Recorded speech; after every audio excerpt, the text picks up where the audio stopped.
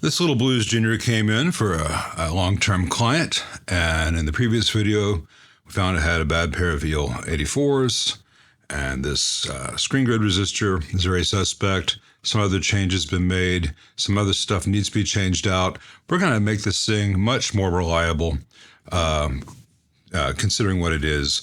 It's not going to radically change the sound. This is not, hey, here's how to sound like a super reverb.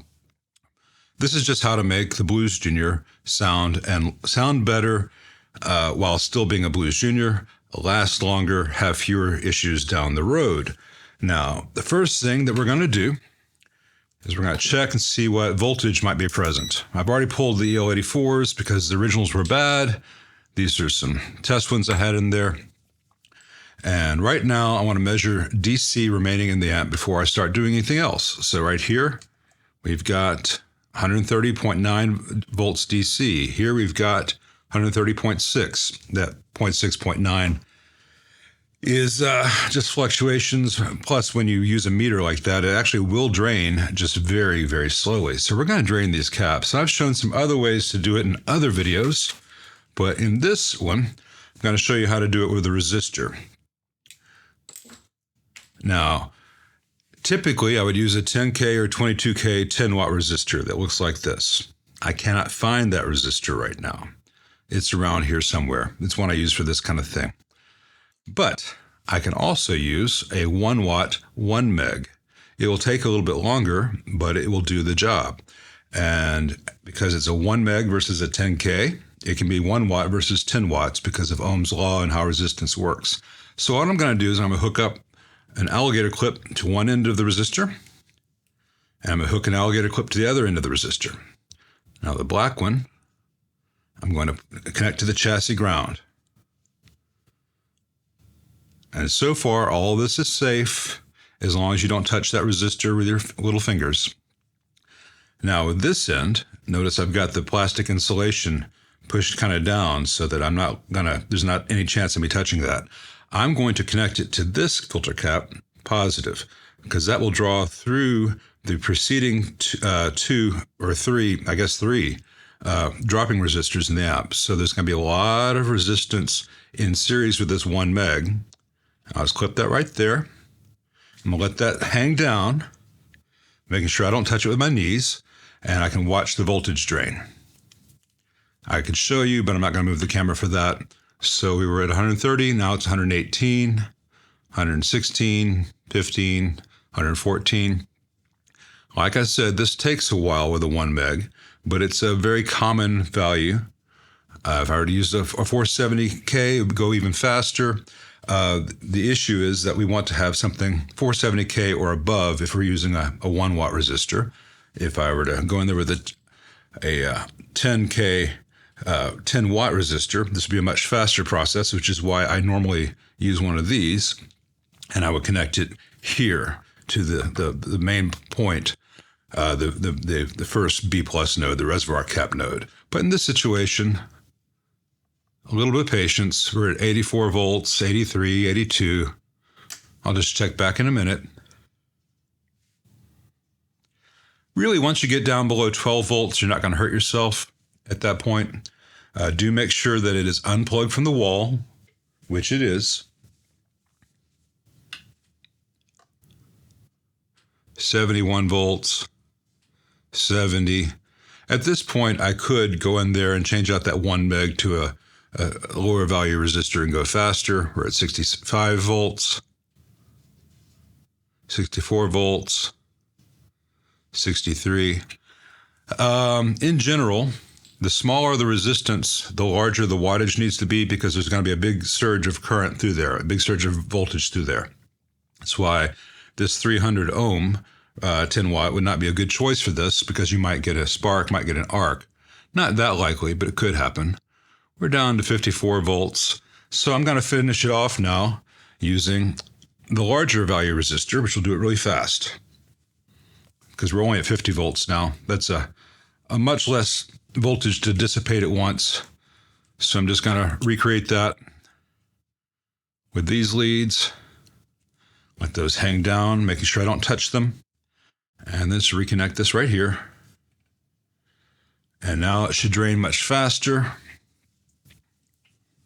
without an arc.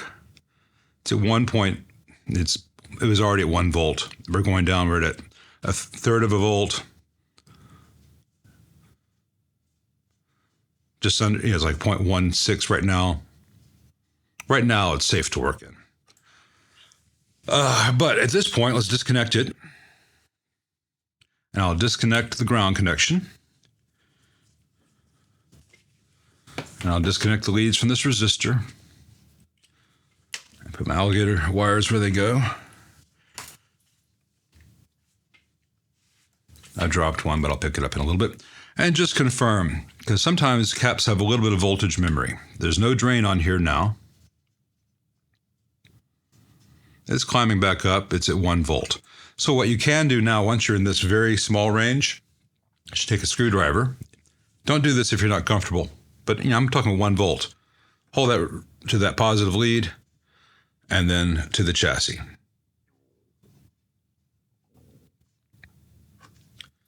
And now when I check, might rise back up to 1 volt, but I know it's not going to go any higher. 0.18. I'm just confirming it, all of them, just in case, say this cap was charged up and the resistor between this cap and this cap was bad. This cap might still have a charge. I know that we don't in this case. That whole thing that I just did, if you have an amp which has a standby switch and you want to do this, make sure that the standby switch is set to play, not to standby. Otherwise, you will discharge this cap, but not these, or you will discharge these, but not this, because the standby switch typically, not in all amps, but in most amps, would interrupt the connection from here to here. And that's why you saw me verify all of them.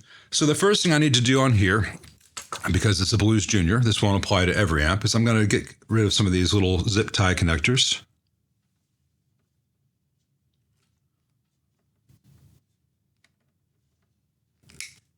Without cutting the wires, being very careful. And I will recreate this when I'm done.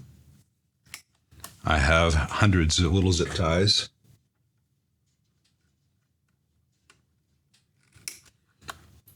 The ones I have are black. You can also get them in this white color if you want it to look more authentically zip tied, but it really doesn't matter.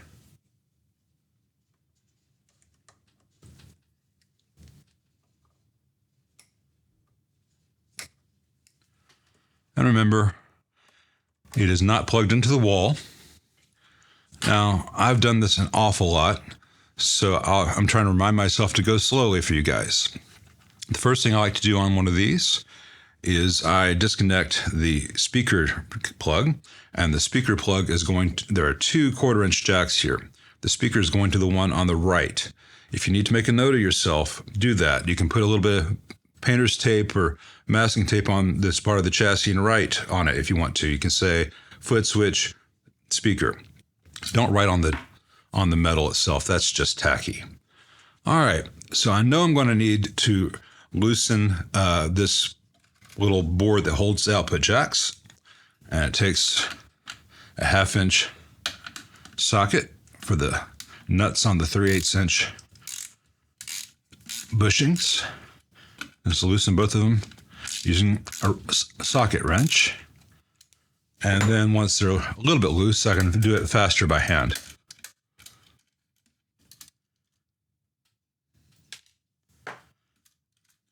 And then I just slide this to the side. And on the Blues Junior, there are 2 tooth washers that will go back on there. Either don't forget, make a note to yourself, or you can put them back on there and put the nuts back on like this, so you can't put it back in without remembering them. Then you drop one on the floor, because that's the time-honored tradition. I have learned that when you drop things on the floor, at that moment, find it. If you think I'll get that in 10 minutes or so when I need to get a cup of coffee or something, you'll kick it. You won't even realize you've done it. It'll be somewhere across the room. You'll find it 6 weeks later when you're vacuuming, assuming you're one of those strange people who clean. All right, now in a Blues Junior, in most amps built like this with PCB and wires, you gotta be careful not to strain things. A little bit later, we'll be very careful not to strain these ribbon connectors. The next thing I want to do is I want to disconnect all these quick connects here. This blue and this red one, these here. Take a note where things go.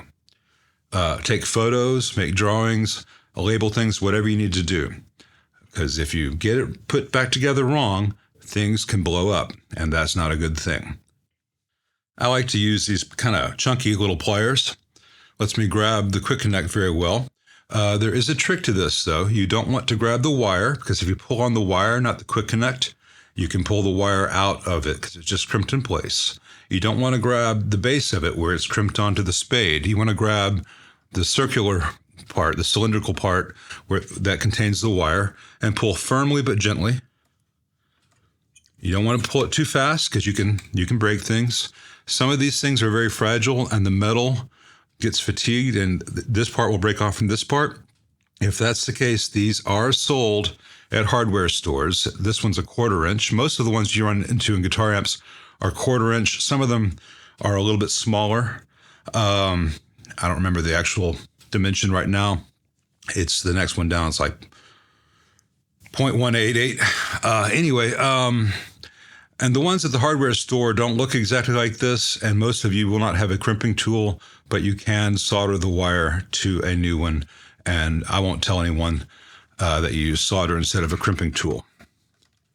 In theory, solder is better because there's a more pure connection. It's not just a mechanical connection, and so you're going to be less affected by heat or humidity. But these companies, they're just using crimp connects, and when they work fine. These green ones here, I'm going to go kind of from the side because they're right next to each other. And the board does say green, green, and here it's going to say, well, it says brown, brown.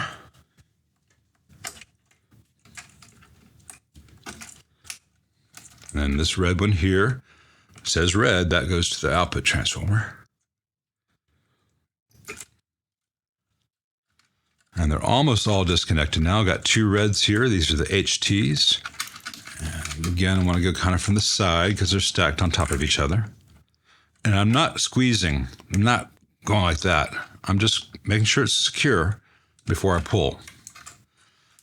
Now over here, on this side, we've got this black wire, which is coming from the primary.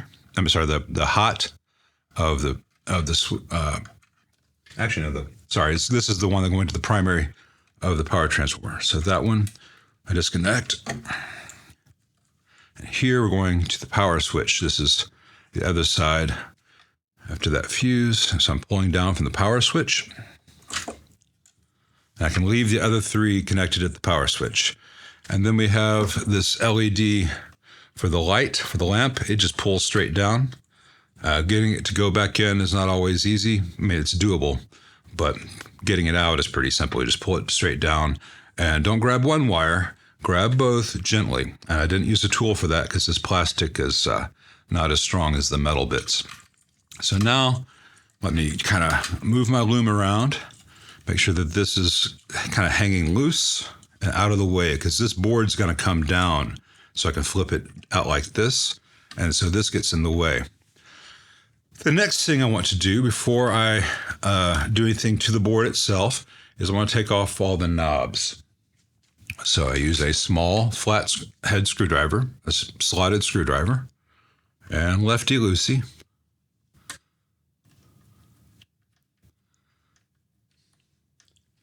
I know it makes for a very compelling video.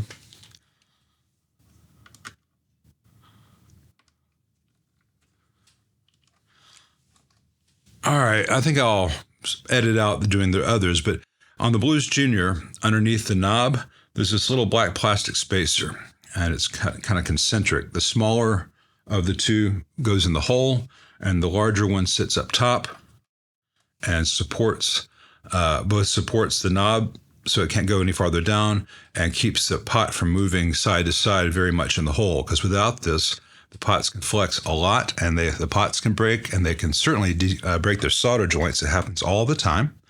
So make sure you put these back. Make sure you don't lose these. In fact, I use these, but you can get a little, coffee cup or a little bowl or Tupperware, whatever you have handy, And as you take parts out, just put them in here. I should have been doing this from the beginning, but I was thinking about the video. Anyway, let me continue this and we'll resume. All right, all the knobs are off. The next thing to do is to remove the nut and washer on the input jack. Now, I don't have the socket that fits that precisely. I think it might be a 12 millimeter. No, it's larger, slightly larger, I think. It might be a 13, but I don't feel the need to have a socket just for that thing. I just start it with an adjustable crescent wrench. And there you go, and then you get the little nut off. If you can't get it with your fingernails, don't worry. When the board comes down, the nut comes free. I'll get that then. All right, so before I remove the screws which hold the board in place, there are a couple other things I want to do. I want to remove this little screw that makes the ground connection for the entire chassis, because I want this board to have the flexibility to come out. And you can do that with a tool or by hand. I'll do this one by hand.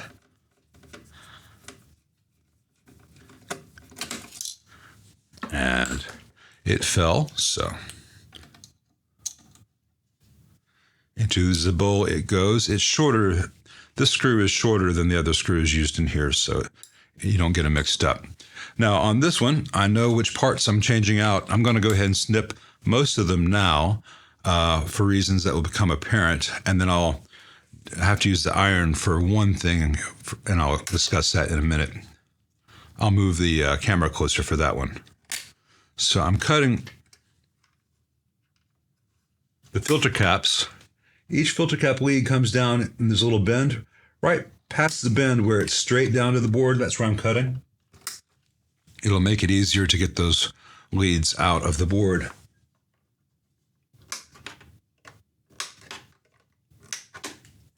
In a coming step. Now you can use your fingers and just kind of twist like that, because there's a little bit of silicone there that's holding these in place. Sometimes you can't get your fingers in there, so you can use a tool. This larger flathead works well, so just get in there and kind of give it a little twist. Not a lot of force. I'm not going to be gouging the board or anything. And then those two, now I should be able to get by hand.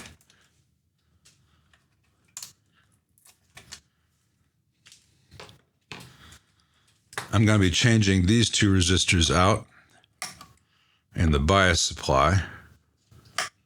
We'll talk more about that in a little bit. That one fell down there, but I'll get it. And when I'm cutting, I'm using the flat side against the body, so I want the lead to be exposed, because I'll show you why in a minute.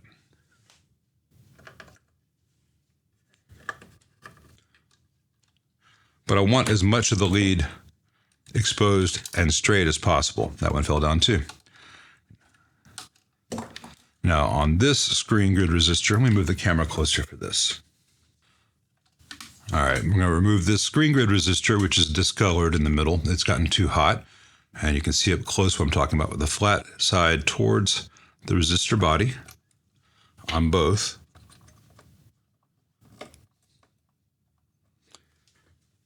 Leaves as much lead as possible. Now this one, I'm going to have to desolder, because this one was tack soldered to the old leads, and it is not enough to just cut that.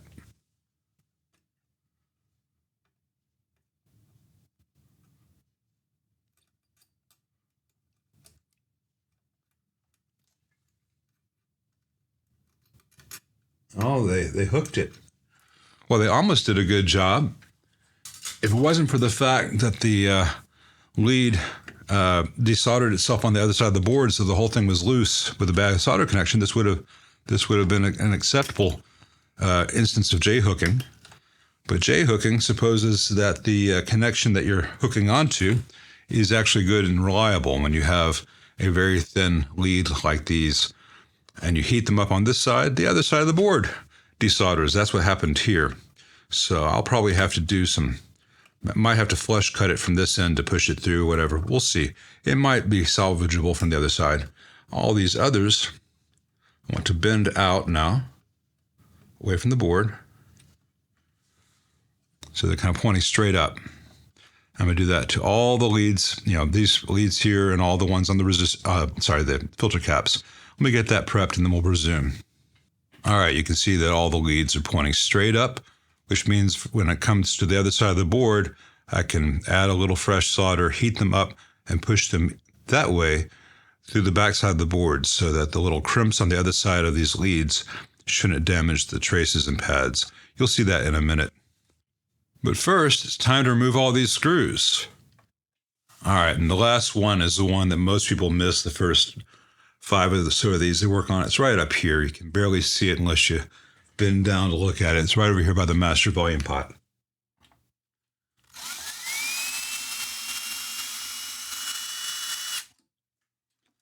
And I like to remove them from the amp like that and put them in the receptacle. And now I can pull this entire board down and out so I can access the other side. But when that happens, these are going to get some bends, and I want to make sure as we go that they don't get to be extreme bends. So I like to kind of give them this S shape as much as possible before starting. So they kind of accordion. These 3 already had it. I just kind of helped these 2 have some. And I'm going to be very careful as I do this because I don't want any of these to pull out, and it can happen. So I'm going to pull straight down like that. Then I'll put my fingers here and push down some more. I'm going to push down and then pull towards me. And you want to make sure that the ends of the plastic shafts aren't catching on the chassis. There you go. Now at this point, everything is visible, everything is accessible, and I don't have to remove everything from the amp. This is a good way to work on it as long as you're careful and you don't continue to put strain on those little ribbon connectors. So I'm not going to be moving this around a lot. I'm going to be very careful from this point. I'm going to go now and get another cup of coffee, and then we will resume. All right, we're going to start here where work has already been done. That's a little bit of solder that for whatever reason was added to this pad here for this diode, and it doesn't look great. We're going to remove that, redo that. And this is that suspect poorly replaced screen grid resistor. And this one that's not in focus right now is the other screen grid resistor. So I'm going to start by just flowing a little bit of fresh solder on each one of those. The factory solder is lead-free. I use leaded. If you want to argue about that, argue somewhere else. It is possible to get very good results with lead-free solder. It's just that most factory amps out there in the world use the cheapest of the cheap as opposed to the really good stuff. And since I do primarily old amps, I use the leaded stuff. I'm using some desoldering braid. You can also use a solder sucker, but this works better typically, and it's much more gentle. There's no mechanical shock. If you have a great desoldering station, feel free to use that. Most people watching this video who want to maybe do this themselves on the Blues Junior won't have access to a $300 desoldering station. The braid that I use here, you can find in the description. Not a link to it, I don't think, but what I'm actually using, you can Google it. It's available several places. Tube Depot is one good source for it. Sorry. One of the things with the desoldering braid is that you get sections that are all full up with solder and little bitty sections that aren't. So I try not to waste it. It is about $7 a thing. So if there's a little gap where I've not used it yet, I'll try to find that little fresh bit and use that up and get as much mileage out of this as possible. You can see that one fell through and that one is free spinning and just came out. That's great.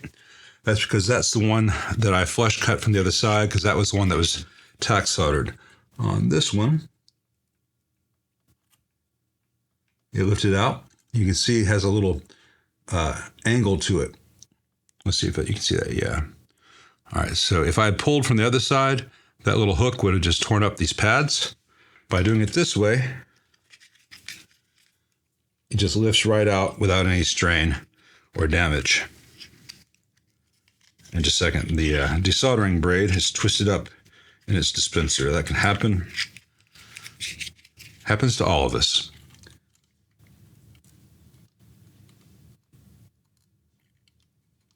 And I am using this at 700 degrees, which is on the hot side for leaded, but I'm working fast. And it's kind of ideal for lead-free. Now this one here, on this diode, I'm not removing that diode, but I just want to make sure that this pad here is good because it looked like it might have been a lifted pad. It seems to be just a trick of the light, and it's fine. Now, as I go, I just got some flux on the board, so I take a little bit of isopropyl. Really only takes a little bit. And an old soft bristle toothbrush. And just get that excess flux off.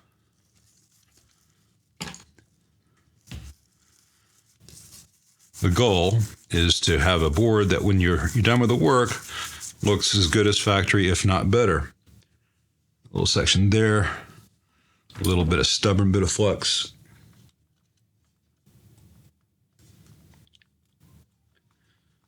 Not using any pressure with this, just kind of nudges it. The flux can get a little bit gummy. Now I'm going to do that to some other sections, and I'll show you on one of the filter cap connections next. All right, here and here and here, and then over here. And then these here and one over off the camera.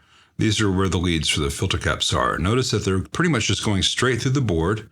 When I replace them, we're going to have some mechanical support, but I wanted to just flow some solder on all these, just as you saw before, because the lead-free stuff doesn't flow very easily, but adding a little bit of fresh leaded solder adds just a little bit of flux to it, and makes it want to, that's the one there, do what you want. Makes it want to come out.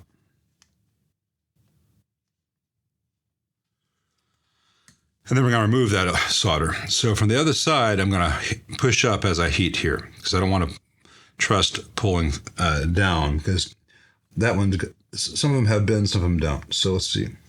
Actually, in this case, because none of them have the bends that they usually do from the factory, I can pull from the other side, and I'll use a tool to do that and pull it through.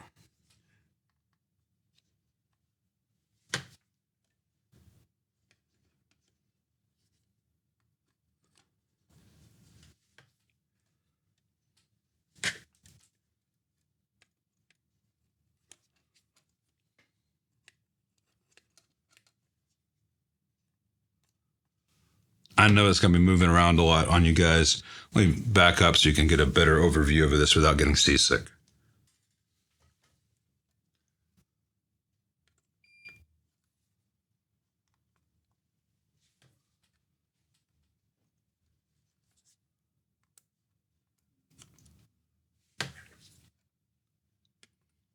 Hey, honey?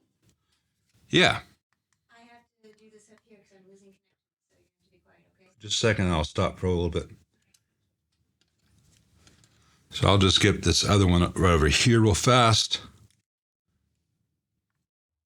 All right, so I've got all the old solder and components out from here and here, which are the two leads to the old reservoir cap.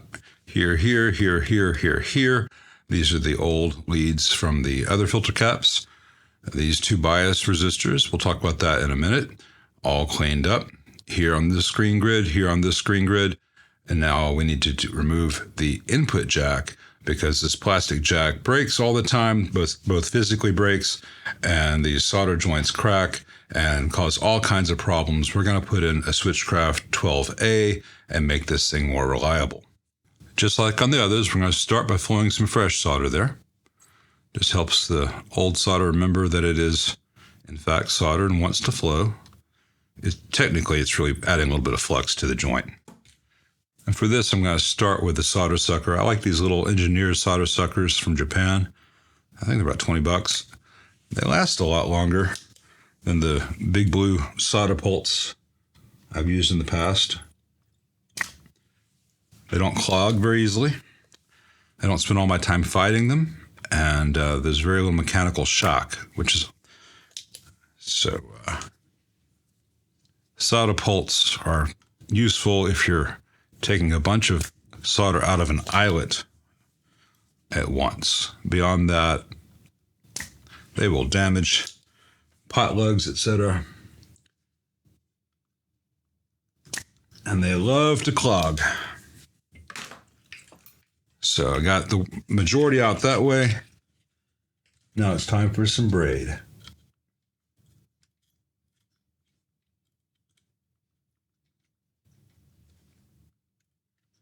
Both sides.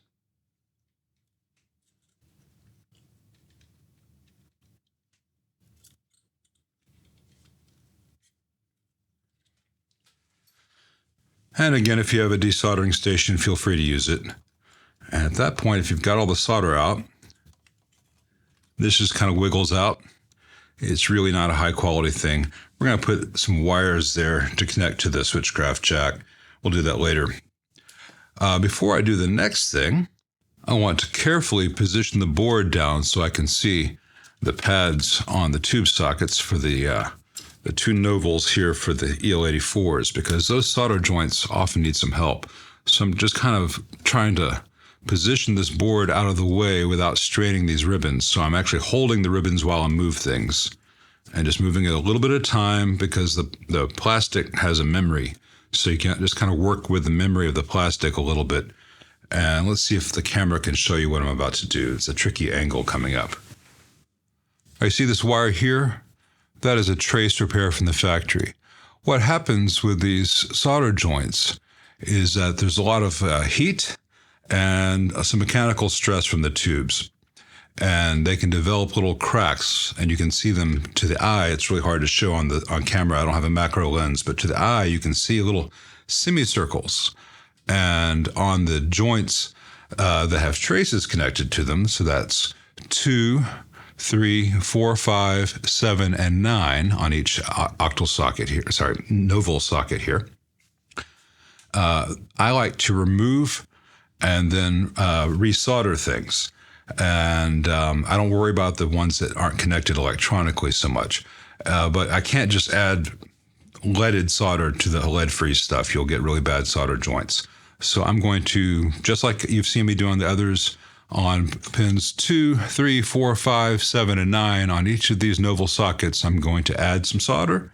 I'm going to remove the old solder. I'm going to resolder that. I'm not going to worry about the preamp tubes. They don't get hot enough for this to really be a problem, though I will inspect them to see if there are any which have those tiny little, it's like you see a little smile in it where there's just a little hairline crack that can get worse over time.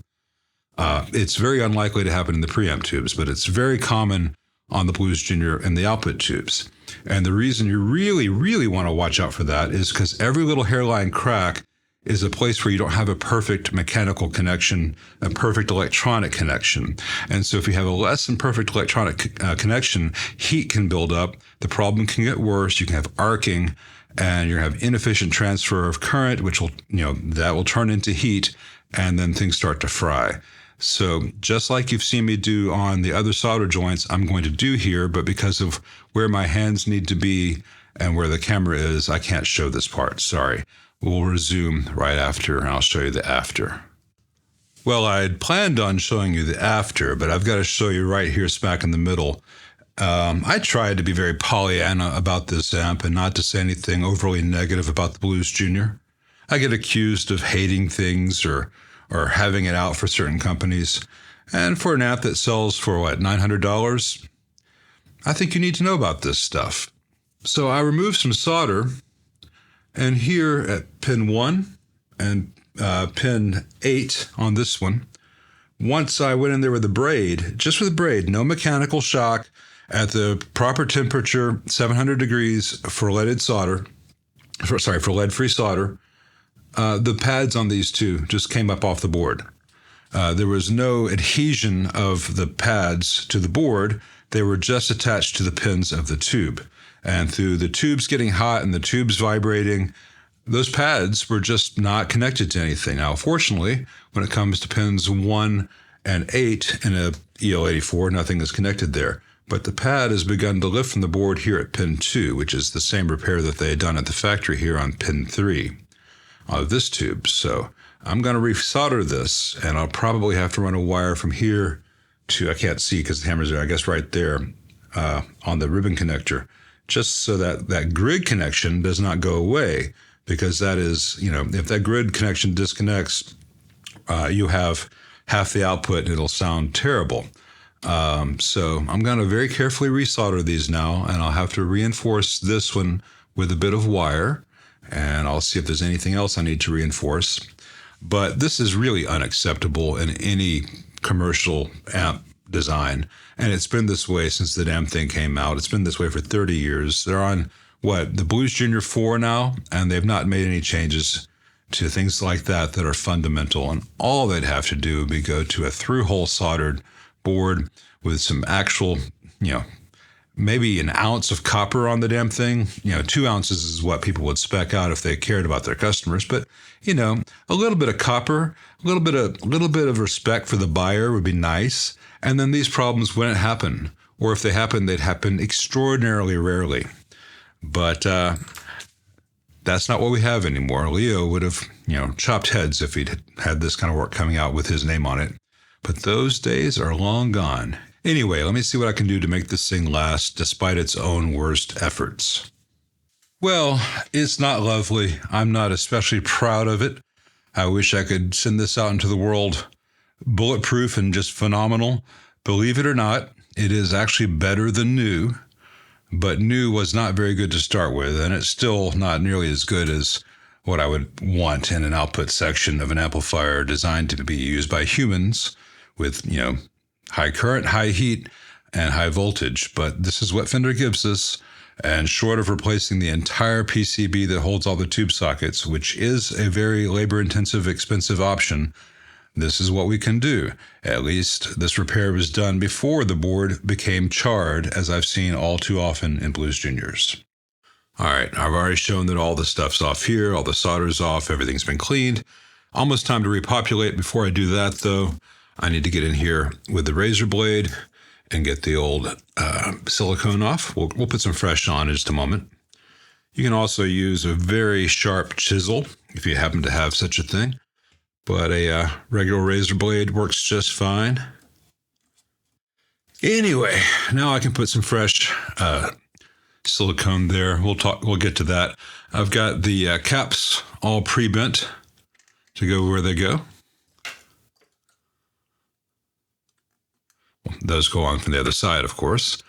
I've got these little resistors here, 24K and 24K for the bias voltage divider. On this revision, it is R52 and R51. In stock form, R52 is a 24K, R51 is a 33K. I believe that's right. Let me double check this. Yeah, that's right. Which is just the wrong bias for this, makes it much too hot. In this case, I'm replacing both of them with 24K, and we're going to have a much cooler bias. But if you have a Blues Junior like this, and you don't need to pull the board, but you want to cool the bias, you can put an 82K across R51 there, and that'll drop it down to like 23.6K, which is close enough to 24K. Anyway, and I've got the screen grid resistors, the new 2-watt 1Ks, and I've got these nice little bends in the leads so that it helps them stay up off the board. If you don't have the tool to do that, you can just get them up off the board. Let's get the tolerance band where I want it.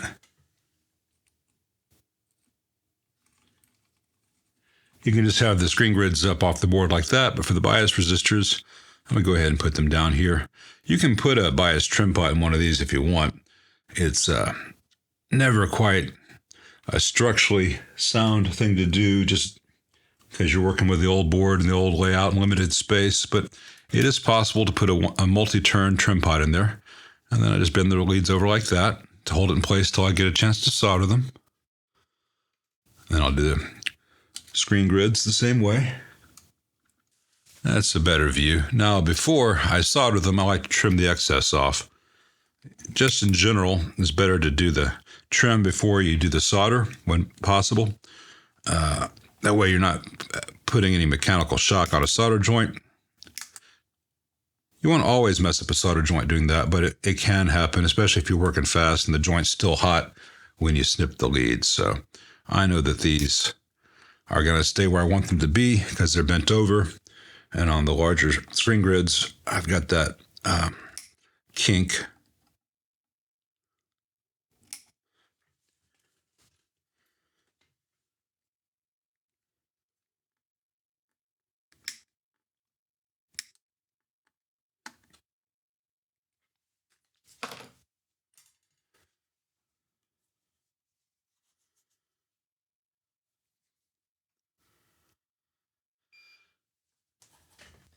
And I've shown this in video after video, but you don't put solder on the iron, then paint it on. You take the iron and you hold it against the lead and the pad at the same time. And then you bring solder to that already heated up joint. And the solder will flow on the hot pad and the hot lead.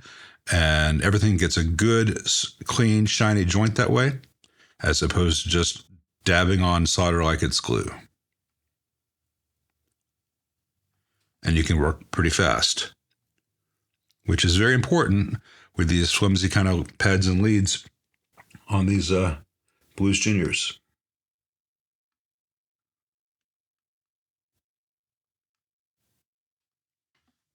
And that looks good.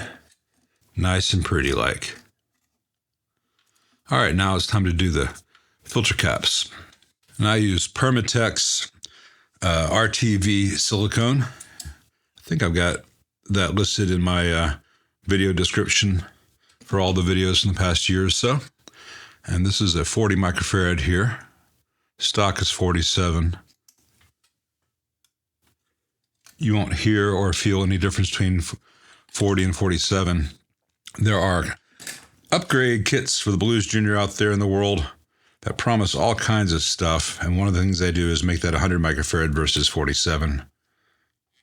You can try it if it floats your boat, but given how small the output transformer is and how EL84s behave, you're really not going to notice any difference from that one little thing alone.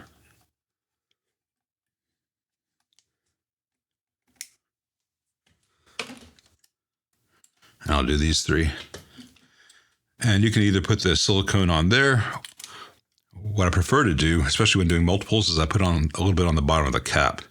Just gives me a little more control, and you're less likely to see it in the final result. Always make sure you know where the positive goes.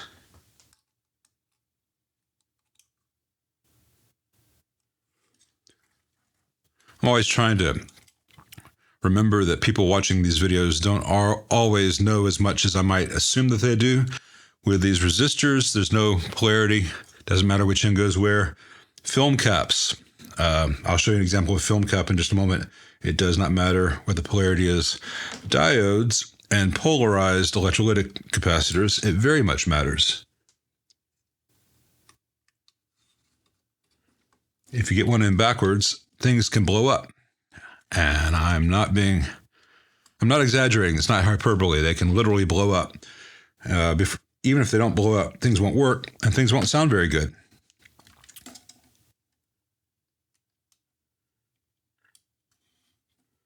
And once the silicone cures, the weight of the caps will be pretty much entirely supported by the silicone against the board, as opposed to the leads going to the solder joints on those thin pads and traces. Remember, I mentioned that on the stock amp, these didn't have any mechanical hooks on them. They were all just coming straight through. You can see here I'm putting little hooks in. Just an additional bit of mechanical support before solder is applied.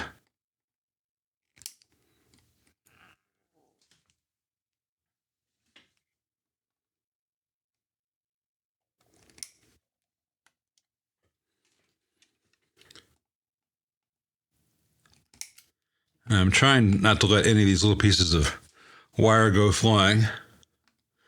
Not only because they might wedge somewhere inside the amp and cause a short, but much more likely they're going to fly across the room and I'll step on them when barefoot. And that is not a comfortable thing to do. So just like I did here, I'm going to solder these, wait for the iron to beep at me.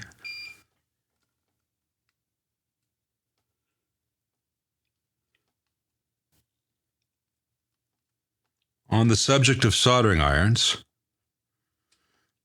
I've mentioned this before. It's been a while though, so I'll mention it again. I'm using a Hakko FX951 station, which is a variable temperature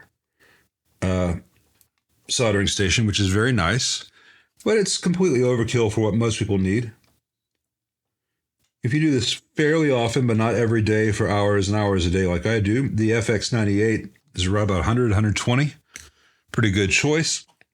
For most people, doing this occasionally just to make a guitar cable or to fix a volume pot in their guitar, whatever, just a standard iron can be fine that you can get at Home Depot or Lowe's, but don't get a 25-watt iron and don't get a 80-watt iron. You want a 35 or 40-watt iron for this kind of stuff. And most of the time, I use a fairly small chisel tip like this. Let's see in the focus. So I'm not using anything huge. Neither am I usually using anything tiny. I've got larger tips, I've got smaller tips. I'll change them as necessary. But this is the size tip I use 95% of the time. I can use just the corner of it and just the very pointy edge of it. If I need to do a very small joint, I can use the entire flat part of the chisel to do an eyelet or a turret or anything. So the right tool for the job. Now here I have a Switchcraft L12A. That's the long bushing version of the mono jack with a shunt to the tip. And I've got the wires run like this. I've got a black one, which is going from the sleeve to the tip normal. And then I've got a blue one here just on the tip. And I've cut them pretty much to the same length, and I've exposed some wire. So these two are grounds, and this is the signal. It doesn't matter which of the two positives, which of the two negatives I use. So I will be using these two once I can get it lined up. Sometimes I find it helpful. I'm using 20 gauge wire to kind of flatten them out to go in there better.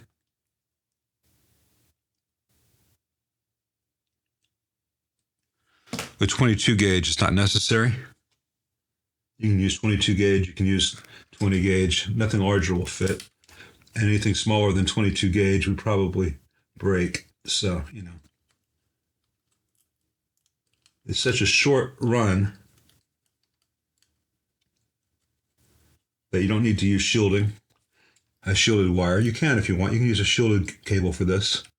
And I'm leaving some slack here because when this is in place, it's going to be sitting up like this. So I'm leaving some slack so it'll sit up like this.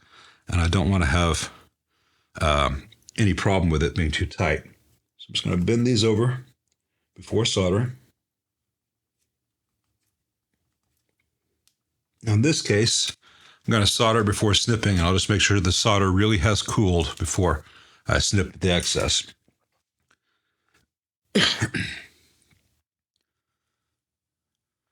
Is this my favorite way to attach jacks? No, but this is what I can do on a Blues Junior.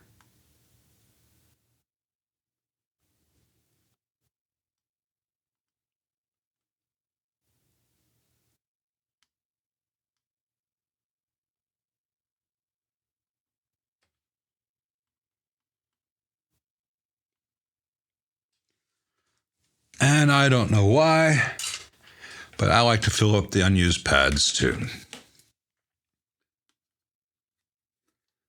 Just gives me a sense of completion. All right, now when this is all put together, this will be a huge upgrade to the stock plastic jack. And you can either ground to the chassis through this jack. That I don't recommend it. We'll talk about that in a moment. Or you can leave the ground wire from the factory. Let me let you see this. Now, you can either ground to the chassis with the input jack, which we're not going to do, and I'll tell you why in a little bit, or you can ground to the chassis with the old chassis ground wire. You don't want to do both. In theory, this is a fairly long run between the input ground and where it goes to chassis.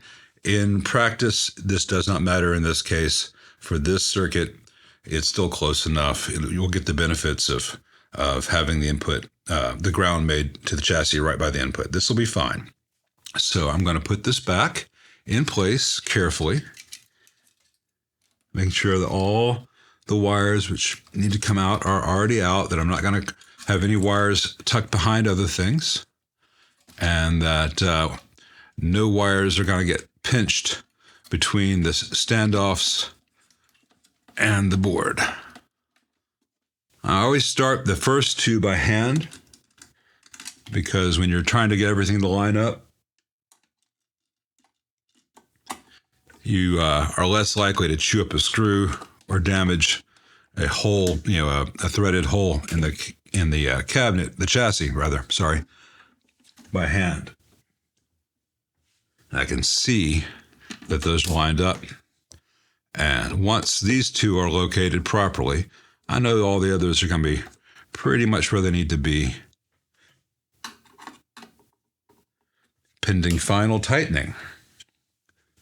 So now, zip, zip, zip, off I go. All right, then I like to make sure they're all the way tight by hand. I had the torque set very low on the power tool. All right, now it's just a matter of putting it back the same way we took it apart. This bit can be tricky. There it goes. It just doesn't want to stay in place very well. All right, so let me get all my secondaries sorted out here.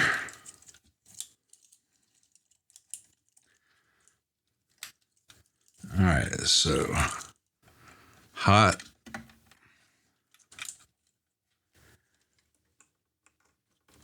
Switch.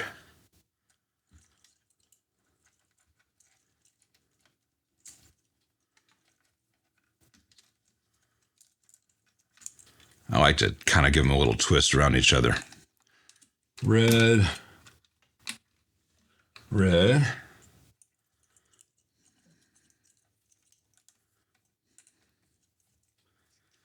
This is the most exciting part of the entire video, I know. Hey, honey, what are you doing? I'm watching this guy twist wires.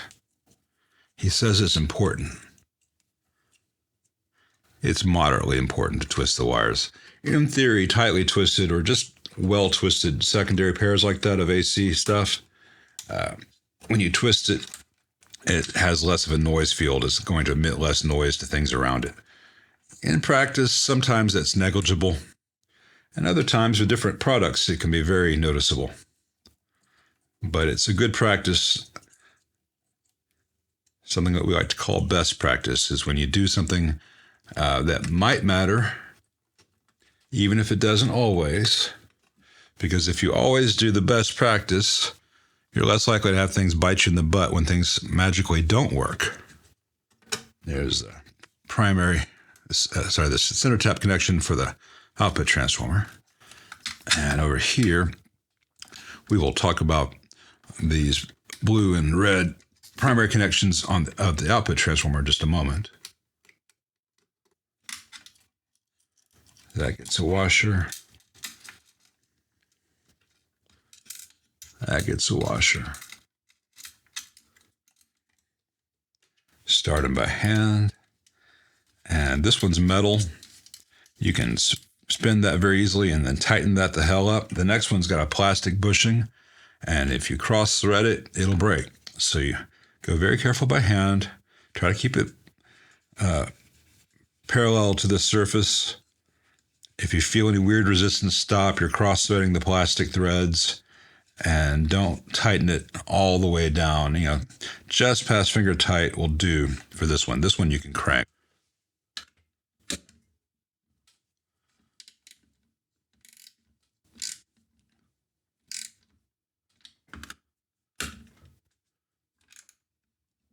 That's enough for that. This one's tight.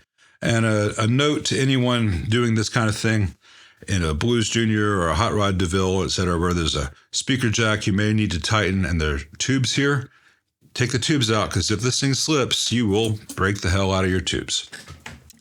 Ask me how I know. All right, so we've got to reconnect this ground. We've not done anything to secure the input jack yet. That's coming. And this ground one is a pain in the butt sometimes. It wants to fly across the room. So you got to hold your mouth just right to get this to line up.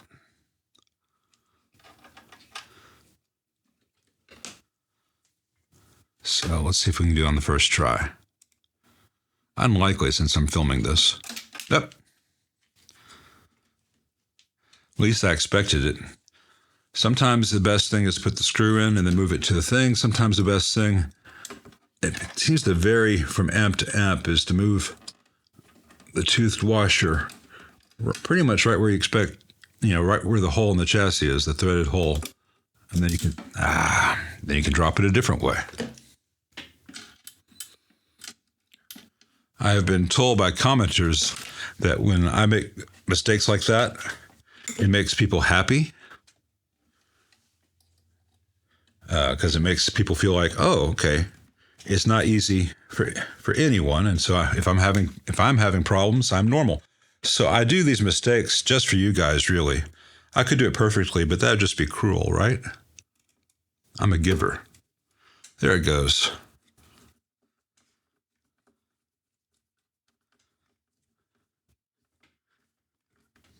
And this is your main ground for everything in the amp, so I want to make sure that's really mega tight. And now, before I forget, I'm going to put all these little bushings back on all the pots. I'm not going to put the knobs in place yet, just in case I need to take everything apart. But like I said, these bushings really keep the knobs secure and keep them from being prone to breaking. So I think it's nice to have the bushings whenever you even turn on the amp for test purposes. And I'm going to set the treble to noon, bass to noon. I've got the volume off, middle, about 9 o'clock, master volume to noon, and reverb off to start. All right, let's see. Besides the cable ties, which I will do once I'm sure everything is fine, and we're going to talk about these ribbon cables and this blue wire once the amp is powered on. The next thing we need to do is install this properly and securely, and there are some tricks to that, which I'll discuss in just a second. All right, so here we have this 3/8" bushing, long bushing Switchcraft jack. The opening in the chassis is not 3/8 of an inch, it's closer to 1/2 an inch. And the Switchcraft isolating washers fit precisely in that, which is very nice, very convenient that the opening for the old too large, too fragile jack is the same as required for these Switchcraft isolation washers, top and bottom. And then I'll put the nut on.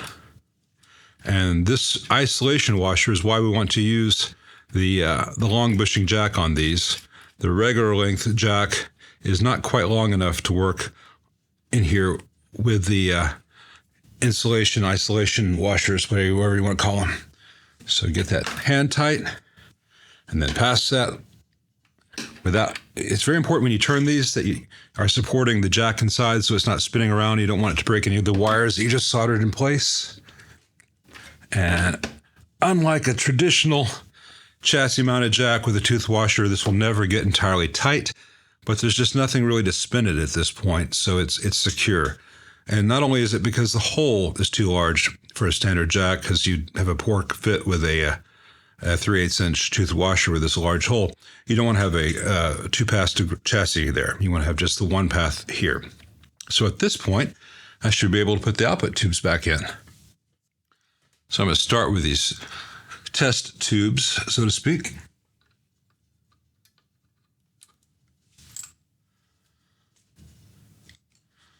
Because if there's a problem with the amp, I'd rather lose one of these.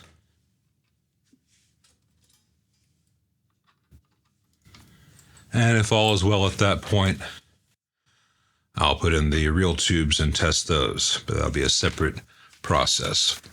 So let me plug this in. And whenever you do work like this, if you have one, plug it into a current limiter or a light bulb limiter. Just in case there's something that's wrong, it won't blow anything up or cost you at least $1 and a fuse.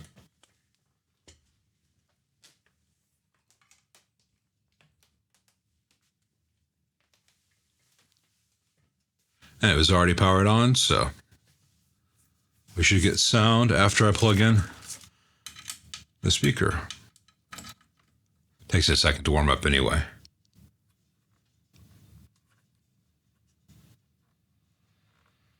We have sound. Let's see if any of the pots have static.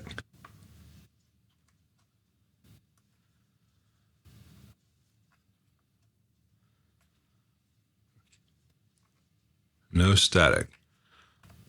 FM, no static at all. All right, so mid's about there. And I'll just do a quick bit of guitar to make sure it's sounding like I expect. Then I'll put in the real tubes, triple check the bias at that point, and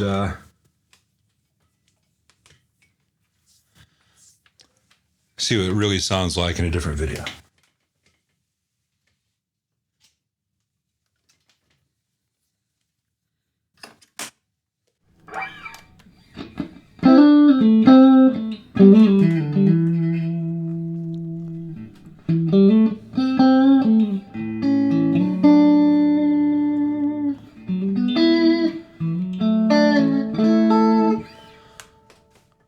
All right, it is alive again, as I expected.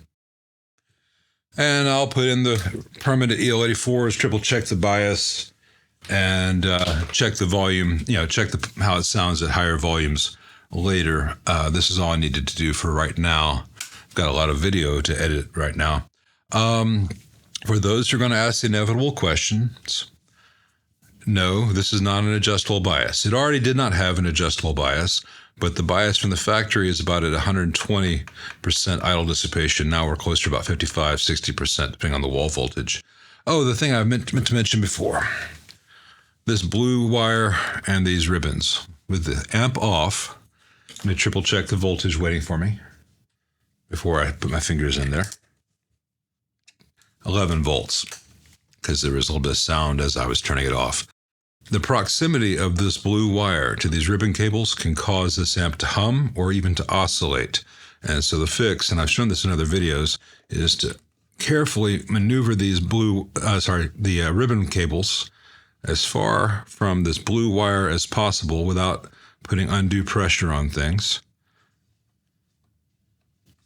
This is a matter of square inverse logarithmic changes and all that. So just a little bit of movement helps an awful lot.